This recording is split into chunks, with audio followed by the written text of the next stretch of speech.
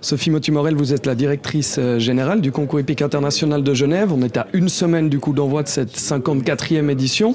Quel sentiment qui prédomine aujourd'hui chez vous ? Ouais, je dirais que c'est un sentiment un petit peu d'excitation et de nervosité parce qu'on est à une semaine du concours hippique. Ça fait une année qu'on travaille pour cet événement. On a envie qu'il voit le jour. Donc c'est vrai qu'une fois qu'on a entamé cette dernière semaine de préparation, on a envie que ça commence en fait. Donc on est très très impatients. Alors justement, cette dernière semaine, comment elle s'articule ? On travaille sur de petits détails ? Je dirais que c'est presque les semaines les plus compliquées, les dernières semaines, puisqu'effectivement, on travaille que sur des petites choses. Le gros du chantier a été mis en place durant l'année, les choses roulent. Et c'est vrai que les dernières semaines, tous les petits détails, les petites choses sont à régler et c'est ça qui finalement prend presque plus de temps et qui fatigue presque le plus. Un des très grands postes, évidemment, juste avant le début de ce concours hippique international de Genève, sera la mise en place de toutes les infrastructures. Parce que là, il y a très peu de temps pour mettre tout ça en place. Oui, effectivement, on a très très peu de temps puisque le week-end avant nous se déroule le Supercross. Donc nous récupérons les halles le samedi soir, à l'issue du Supercross. Donc début de l'aube, le dimanche, on commence le début des infrastructures.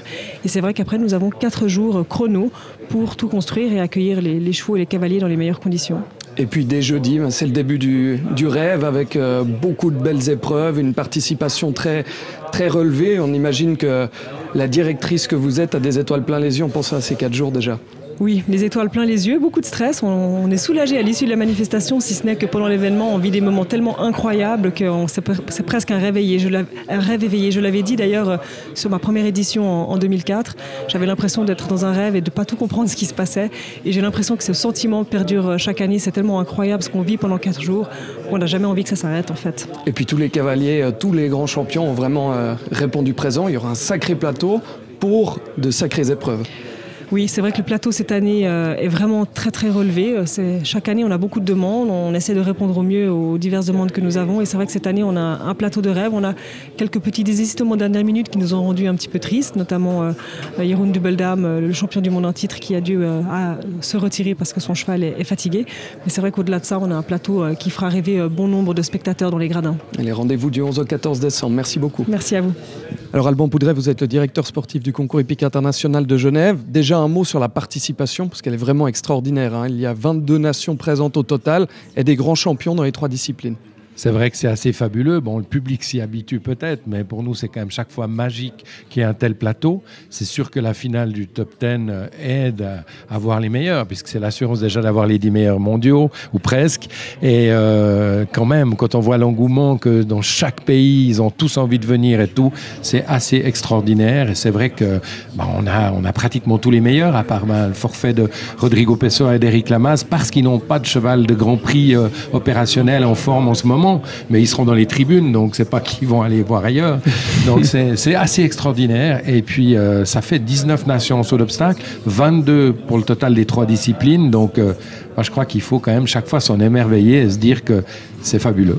C'est vrai que le programme est très attractif, alors pour les participants d'une part, mais évidemment aussi pour le public, parce qu'il y a beaucoup de temps fort, peut-être encore plus que les autres années.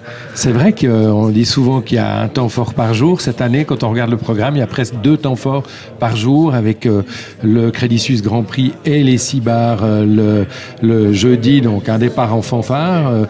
Parce que le lendemain, il y a déjà le top 10, donc des choses hyper sérieuses. Le jeudi pour la majorité des cavaliers, puisque c'est la qualification du dimanche qui est en jeu. Et puis le vendredi, pour les 10 meilleurs, c'est quand même le titre un peu de numéro 1 mondial, un peu l'équivalent du master en tennis. Donc c'est sûr que ces 10 cavaliers-là, c'est presque 10 favoris. Ils vont se battre tous pour la victoire. On aura aussi la grande chasse pour la première fois le vendredi soir, enfin pour la première fois depuis longtemps. Et puis le samedi, c'est les temps forts tout le temps, quoi. Parce que c'est vrai qu'il y aura la Coupe de Genève, cette belle épreuve des combinaisons qui qualifie encore pour le dimanche, encadrée par des chouettes épreuves comme le relais cheval-poney, la tournante des chevaux suisses et tout ça, qui plaît tant au public. Et puis le soir, après le Geneva Classic, qui est quand même encore une grosse épreuve, on aura cette grande première avec le Cross Indoor, suivi d'un derby d'attelage. Donc ça fait beaucoup de temps fort. Et puis dimanche, Coupe du Monde d'attelage et Grand Prix Rolex, donc Grand Chelem, top. Et l'une des épreuves du Rolex Grand Slam of Show Jumping. Alors un mot justement sur le Cross Indoor présenté par Rolex, c'est justement l'une des nouvelles épreuves. On peut résumer ça en disant que ce sera l'extérieur qui s'invite à l'intérieur. complètement. On sera presque comme au Race Campagne. Oh, il n'y aura pas le charme des chaînes séculaires de badminton ou de burley, c'est clair. Mais je crois qu'il y aura quand même un vrai goût de ce qu'est le concours complet, en tout cas le cross pour le public. Il y aura même des obstacles, des Jeux équestres mondiaux de Caen qui seront là, qui viennent de Saumur grâce à M. Achard qui fait un travail fantastique, qui va aussi créer des obstacles pour Genève. Donc il y aura deux ambiances assez différentes sur la grande piste et sur la piste d'entraînement, le terrain d'échauffement qui sera aussi transformé en terrain de cross, le lac qui va être pris dans les deux sens avec contrebas depuis la butte, ça va être assez extraordinaire. En même temps, on voulait pas une course folle, donc c'est pas le chronomètre qui sera déterminant, il y aura aussi quelques barres pour faire des fautes et puis ce sera un temps idéal parce qu'on voulait pas non plus prendre des risques inutiles, donc ce sera plutôt une très belle démonstration qu'une course. Merci beaucoup, Alban.